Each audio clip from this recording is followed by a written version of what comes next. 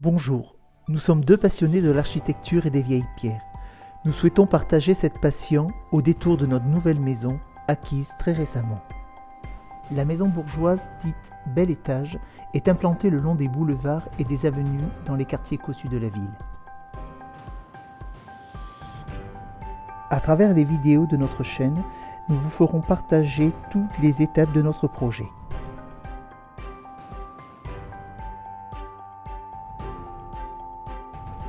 Alors, bienvenue chez nous, dans notre maison bourgeoise Bel Étage.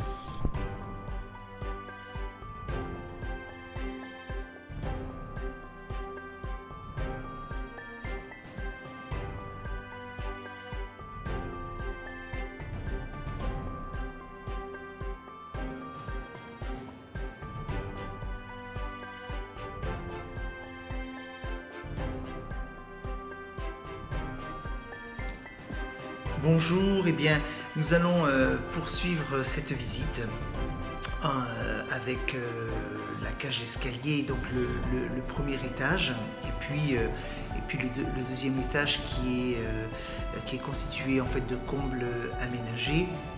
Alors effectivement, dans ce type de construction de maison bourgeoise de type bel étage, la partie, j'ai envie de dire, maîtresse de la maison, c'est la cage d'escalier. Donc effectivement, la cage d'escalier est un élément très important dans la maison, puisque c'est l'unique pièce qui totalise le volume complet de hauteur sous plafond, j'ai envie de dire, de cette maison, donc qui correspond à 2 étages, puisque effectivement cette cage d'escalier va desservir jusqu'aux pièces des combles. Et donc on retrouve dans cette pièce vraiment des éléments très, très particuliers et caractéristiques de cette construction, avec effectivement un hall qui est donc éclairé par à la fois une percée qui donne sur l'arrière et côté jardin de la maison, et puis cette cage escalier est séparée du vestibule par une double porte qui est vitrée et qui permet, grâce à l'imposte porte d'entrée de la maison, de pouvoir éclairer naturellement cette partie de la maison qui aurait tendance à être plutôt sombre, voilà, mais qui a quand même son niveau de luminosité assez important grâce effectivement à ces percées. Alors l'escalier est constitué effectivement de plusieurs volets, hein, voilà, qui permettent donc de gravir les étages, avec des niveaux intermédiaires et puis des paliers qui permettent de servir chaque étage. L'escalier est constitué donc de marches en bois de chêne, et chaque marche a été recouverte de tomettes. Donc voilà, donc ça c'est pour l'aspect extérieur de l'escalier, avec donc un garde-corps donc en fer forgé, et puis celui-ci est constitué donc d'une rampe donc en chêne, donc qui est très probablement, en tout cas c'est quasi certain, à l'origine de la construction de cette maison. Donc effectivement, lorsque l'on monte donc par les escaliers, donc on arrive donc sur le premier niveau, et donc sur ce premier niveau il y a donc ce palier qui dessert l'ensemble des pièces, donc des chambres, hein, qui se trouvent au premier étage. Donc la première chambre est donc sur la droite, donc c'est une chambre qui présente également toutes les caractéristiques de ce type de construction, avec des hauteurs de plafond à 3,80 m. Donc elles ont aussi ces moulures, voilà, qui sont ininterrompues. Donc là, on peut présumer que cette pièce avait cette dimension-là depuis l'origine. Donc une fenêtre voilà, qui donne sur le jardin, et puis les éléments assez caractéristiques, donc des tomettes, donc qui sont les mêmes que l'on retrouve dans toute la maison. Et puis on peut voir, alors là juste au niveau du bureau, l'emplacement, donc la marque, et l'emplacement donc de l'ancienne cheminée, donc une des cheminées qui a été retirée dont les marbres ont été conservés dans le niveau de cave de la maison.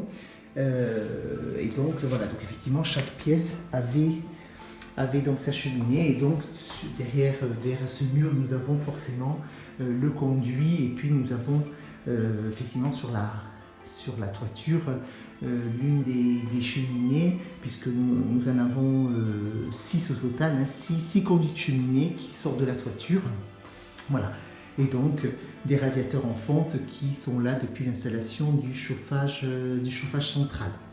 Donc lorsque l'on poursuit au niveau du premier étage, nous avons donc cette deuxième pièce, alors que nous avons aménagé en chambre.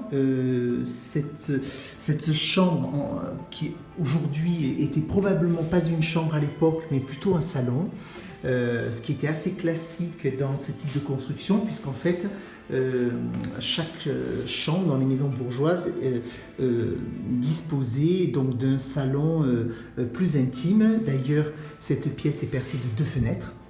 C'est d'ailleurs la seule chambre, en tout cas nous, de pièces que nous avons destinées en chambre qui porte 2 fenêtres. Et puis nous retrouvons les éléments d'architecture avec des moulures au niveau du plafond. Et puis au niveau de cette pièce, donc des sols revêtements en tomate. Et puis on voit la présence de la cheminée. Alors ces cheminées, ce qui est assez intéressant, c'est qu'elles ont des formes relativement similaires, en tout cas avec celles du rez-de-chaussée, donc de la salle à manger, mais c'est la nature des marbres qui sont différents pour chaque pièce.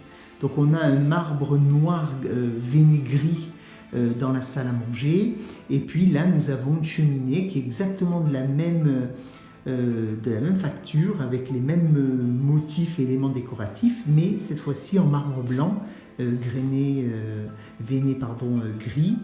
Et puis nous avons celle de la bibliothèque qui, elle, par contre, a des éléments architecturaux un petit peu plus tardifs, mais qui est dans un marbre plutôt rose et veiné gris. Donc on a des teintes de marbre très différentes.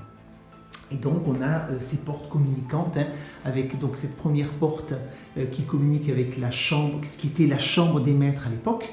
Et donc ici c'était leur salon plutôt privatif.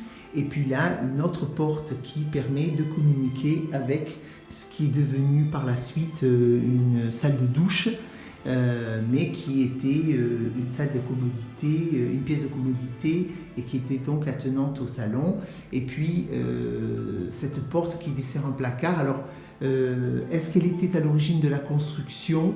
C'est possible, c'est tout à fait possible, mais c'est très difficile de pouvoir l'affirmer. Mais voilà, mais en tout cas, un des rares placards que la chambre dispose. Voilà. Et donc on va pouvoir poursuivre pour la distribution des autres pièces du premier étage. Donc lorsqu'on se retrouve à nouveau sur le palier du premier étage, donc nous avons à ce niveau-là donc une ouverture qui délimite un dégagement où on trouve donc 3 portes. Donc il y a sur la droite une chambre, donc c'est l'une des chambres les plus petites de la maison. Elle fait à peu près 14 mètres carrés. Donc là pareil, on retrouve les éléments très classiques et caractéristiques, avec des hauteurs sous plafond à 3,80 m, des larges moulures qui sont ininterrompues. Donc effectivement la pièce semble avoir cette dimension depuis l'origine, avec cette forte fenêtre, pareil, que l'on retrouve en symétrie, qui ordonne la façade de la maison. D'ailleurs, je ne l'ai pas évoqué tout à l'heure, mais toutes les fenêtres du premier étage sont constituées de garde-corps en fer forgé, et donc les seuils, donc une petite avancée du balcon constituée en plaques de marbre, et donc on a ce motif assez travaillé en fer forgé sur toutes les fenêtres, donc 4 fenêtres du premier étage de cette maison. Donc on retrouve également au niveau des sols donc les tomates. Et donc toujours ces portes en chêne moulurées. Et donc là, nous avons donc entre les deux des chambres du premier étage, donc une salle de douche donc, qui a été aménagée très probablement dans les années 60.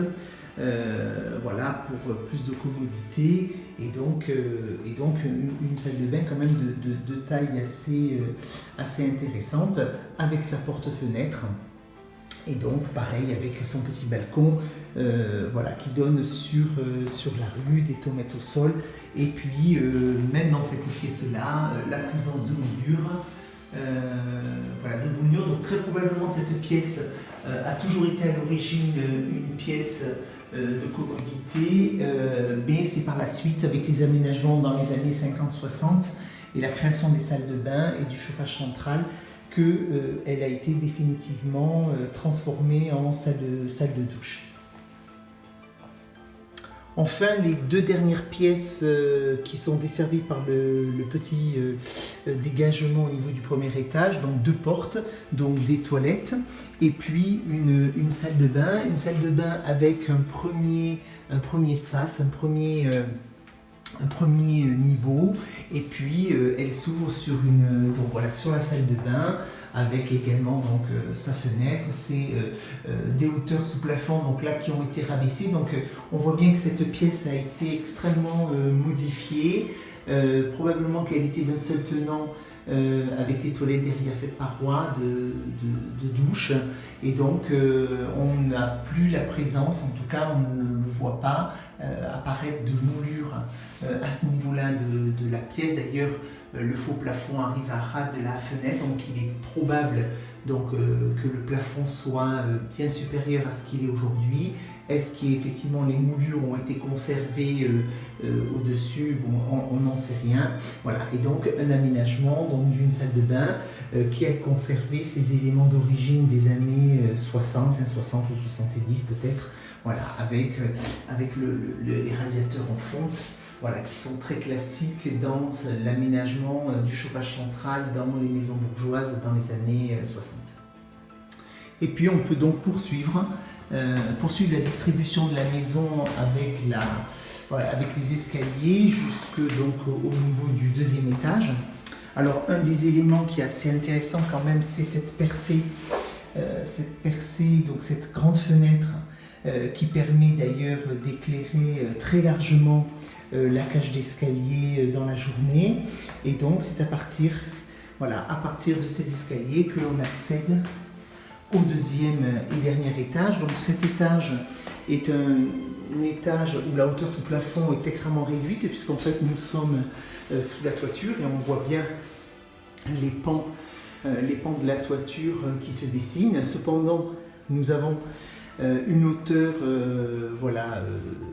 qui est très peu mansardée, donc en fait on a une hauteur qui est intéressante, voilà, sur tout le deuxième étage. Et donc là, il s'agit d'une pièce que nous avons transformée en chambre, mais très probablement que cette pièce n'était pas une chambre. Ensuite, nous avons un débarras qui a une fenêtre de toit, et voilà, qui permet effectivement pas mal de rangement. Alors toutes ces pièces-là sont communicantes avec, pareil, des portes en chêne, et donc qui permet donc de pouvoir communiquer entre toutes ces pièces. Et puis une troisième pièce qui, par contre, elle, dans la manière dont elle est configurée, et puis par rapport aux traces que l'on peut retrouver au niveau du sol, on voit bien l'emplacement d'anciennes parois, et donc il est quasi certain que les parois délimitaient des petits espaces qui devaient correspondre à des chambres de bonne, et donc elle permet donc de délimiter trois espaces où il devait y avoir effectivement une place réservée pour les personnes qui vivaient avec les maîtres dans cette maison. Et puis des fenêtres sous toit, et qui permet d'avoir une visibilité sur le jardin. Et donc on voit très largement et on surplombe de manière assez intéressante effectivement le jardin. Donc là il y a des grilles qui ont été positionnées en termes de sécurité, puisque effectivement voilà, on est quand même à une hauteur assez importante, et puis la lège de la fenêtre étant assez basse, et bien effectivement pour plus de sécurité il a été voilà, placé des grilles pour être voilà, en toute sécurité. Mais on voit bien les jardins à l'arrière, et donc tous les jardins à l'arrière des différentes propriétés se suivent, et donc dans chacun des jardins on peut bénéficier, même si il y a des murs qui les séparent bien sûr, mais on peut bénéficier de la vue aussi des jardins, des maisons voilà, qui sont de part et d'autre de la propriété. Et bien voilà, j'espère que cette vidéo de présentation voilà, de la maison vous a plu. N'hésitez pas à liker, à vous abonner si ce n'est pas le cas, et puis je vous donne rendez-vous très prochainement pour la poursuite de la visite de cette maison. Voilà, merci bien et à très bientôt sur notre chaîne. À bientôt. Bonjour, nous sommes deux passionnés de l'architecture et des vieilles pierres. Nous souhaitons partager cette passion au détour de notre nouvelle maison, acquise très récemment. La maison bourgeoise, dite Bel Étage, est implantée le long des boulevards et des avenues dans les quartiers cossus de la ville. À travers les vidéos de notre chaîne, nous vous ferons partager toutes les étapes de notre projet.